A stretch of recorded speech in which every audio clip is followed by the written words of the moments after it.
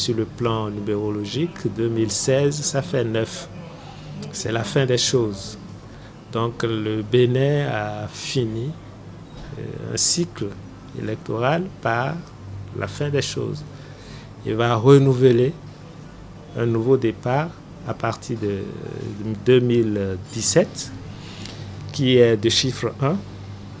Et le chiffre 1 est caractérisé par le désir d'un nouveau départ, la possibilité pour tous les membres d'orienter leur volonté, c'est-à-dire d'activer leur volonté. Vous savez très bien qu'à la fin d'un cycle, si vous n'avez rien préparé, la nouvelle année ne peut pas marcher. Et je vois qu'au niveau du gouvernement, on a pris un bon moment pour se préparer. Et je pense qu'ils vont dans le sens positif, que l'année 2017 va leur donner leur énergie, une nouvelle énergie qui va permettre au gouvernement de faire d'excellentes choses. Le fait de faire la politique, c'est une chance. C'est une chance parce que le politicien est chargé de créer les meilleures conditions de l'expression de l'amour, en fait. Et dans un village, quand les gens ne mangent pas, quand ils ne peuvent pas, quand les femmes ne peuvent pas accoucher dans de bonnes conditions, ou bien quand une femme meurt en couche, vous ne pouvez pas demander à ceux-là de sourire.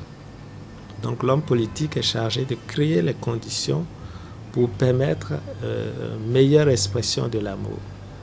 Donc faillir à cette mission ou bien avoir la possibilité de jouer ce rôle est une chance. Et pour tous les politiciens, d'engranger dans leur vie un nouveau départ pour l'évolution personnelle de leur âme.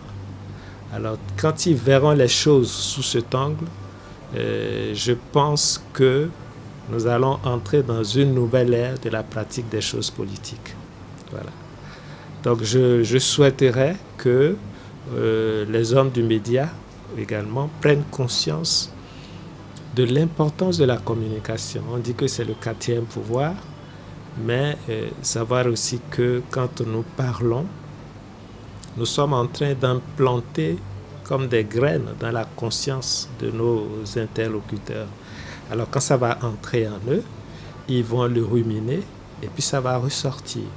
Alors qu'est-ce que nous implantons dans leur conscience à travers nos dires, à travers nos écrits?